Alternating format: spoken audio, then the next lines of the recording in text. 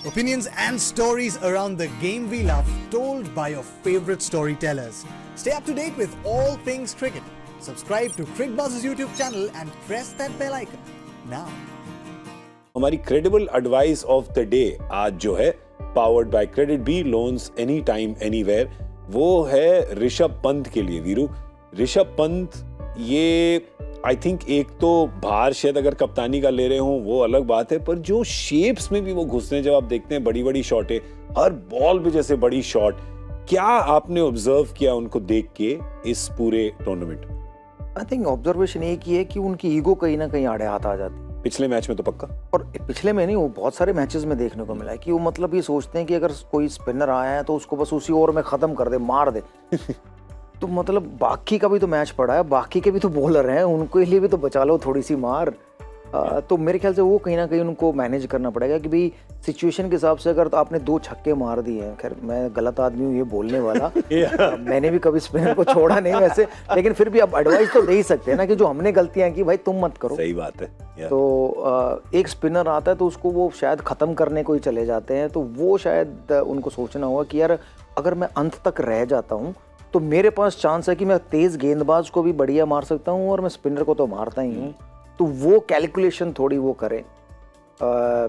वैसे वो इंटरव्यू में कहते हैं मैं सिचुएशन के हिसाब से खेलता हूँ, बट इन 14 मैचों में एक बार भी ऐसा लगा नहीं कि सिचुएशन के हिसाब से खेले, क्योंकि अगर सिचुएशन के हिसाब से खेले तो उस तरीके से आउट होकर नहीं जाए। और जिताते भी मैच, जो 4 आप जो हाईएस्ट स्कोर देख रहे हैं उनके, उन चारों में टीम जीती नहीं है, तो ये भी देखने लायक है वहां पे। और अजय भाई, वो मतलब एक पुराना गाना होता था हिंदी फिल्मों का, नाम बड़े और दर्शन छोटे, इनका नाम बहुत बड़ा है व्हाइट बॉल क्रिकेट में, पर करीब 30 मैच 3 साल हो गए, मैन ऑफ द मैच नहीं जीता इन्होंने, और इस पूरे सीजन में एक अर्धशतक भी नहीं है उनका, तो ये तो चुभने को आएगी बात। बिल्कुल, आप दोनों ने जो बात की, आई थिंक ईगो की जो बात हुई, और अगर वो ग्राफिक डाले ना आप, तो उसी में आपको वो नजर आ रहा है कि एक तो होता है ना कि कोई आउट ऑफ फॉर्म हो, कि लग नहीं रही, बैट पे आ नहीं रही और रन नहीं बनते। विराट कोहली को देखा है हमने, रोहित शर्मा के साथ हो रहा है, इनके साथ ये ग्राफिक देख के आपको क्या दिखता है? यही दिखता है ना, 40, 27, 34, 44, 44, 26, 21, 13 वो नॉट आउट है।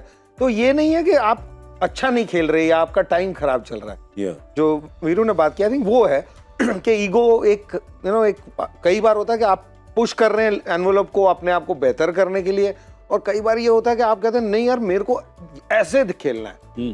खेल आखिर में आपको वापस वहीं पे ले ही आता है। नाम उन्होंने अपना बनाया है, इसीलिए अब दर्शन छोटे लग रहे हैं, इसलिए हम उम्मीद करते हैं कि ये ईगो कहिए या मैच्योरिटी कहिए, कहीं ना कहीं एक वो वजह है। और दूसरी मुझे शायद ये लगता है कि जब कप्तान बन जाता है ना आदमी बहुत यंग एज में, और खासकर इनके सामने तो रोल मॉडल ही ऐसे थे, महेंद्र सिंह धोनी को इन्होंने तो आखिरी 4-5 साल में देखा है ना। शायद इन्होंने, ये बहुत छोटे थे जब महेंद्र सिंह धोनी आए थे, तो मैं मानता हूँ इनको ये देखना चाहिए कि जब वो आए थे वो क्या करते थे। तब वो बनाते थे 180, 120, जब 3, 4, 5 नंबर खेलते थे, और इनको यहाँ खेलने को मिल रहा है। 20 ओवर में नहीं बनाएंगे 180, ये तो मैं भी समझता हूँ, लेकिन वो लंबी पारियां खेलना जरूरी है कि किस स्टाइल से खेला ना, इतना जरूरी नहीं है। आई थिंक ये स्टाइल और जो ईगो की बात कही है वीरू ने, वो वाली बात है कि अपने आप से लड़ाई कर रहे हैं। मैच में कोई लड़ाई नहीं है, सिचुएशन नहीं है जिसको आपको मजबूर कर रही है कि आप ऐसे खेलें, जैसे हर 2 बॉलों में मारना है। तो या तो जो बोल रहे हैं वो किसी की लाइन बोल रहे हैं, क्योंकि खेलते हुए वो नहीं कर दिखा रहे जो सेंसिबिलिटी है। तो कप्तानी में पूरी सेंसिबिलिटी दिखाई, लेकिन बल्लेबाजी में आई थिंक वीरू ने बिल्कुल परफेक्ट पकड़ा है कि एक ईगो होती है एक बल्लेबाज की। इस वक्त ये उस दौर से गुजर रहे हैं कि इनको लगता है सब आसान है, मैं और तेज खेल के दिखाऊंगा या और शॉटें दिखाऊंगा और कुछ करूं। जो मैं समझ सकता हूँ, जवानी में ही जोश होता है, जब बुढ़ापा आएगा तो ये समझ जाएगा। नहीं, बट आई थिंक वो उन्होंने एक मैच में शायद 3 या 4 छक्के मारे भी हैं एक ओवर में, और उनको लगता है कि शायद वो मार सकते हैं यार, क्योंकि ये हर बैट्समैन के लाइफ में दौर आता है जब वो सोचता है कि यार हाँ मैं मार सकता हूँ। मेरे टाइम में भी था कि यार मैं, कोई भी स्पिनर आएगा तो मैं उसको 3-4 छक्के मार सकता हूँ, बट वो एक ही बार लगता है, बार बार नहीं लगते। युवराज सिंह ने भी 6 छक्के एक ही बार मारे, ऐसा नहीं है कि बार बार मारे।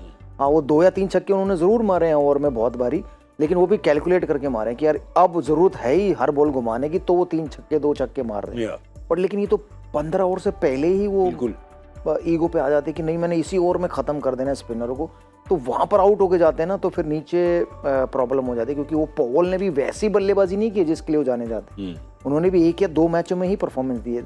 मैं मानता हूं कि अगर आपके पास कुशन हो ना नीचे बैटिंग में, कि आपका नंबर 6, 7 और 8 ऐसे हों जो आप जैसा मर्जी करो आउट हो जाओ तो वो संभाल लेंगे, झेल लेंगे और जिता देंगे, तो आप वो बल्लेबाजी करो जरूर, जो कि पिछले साल शायद उनके पास वो कुशन था, लेकिन इस साल वो कुशन नहीं है उनके पास नीचे बैटिंग का।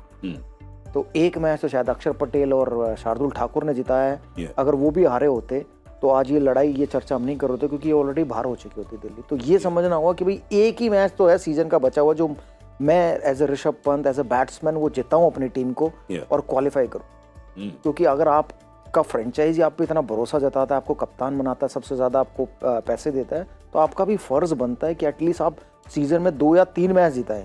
बिल्कुल, मैं एक की बात नहीं कर रहा, 2 या 3 अपने दम पर जिताएं।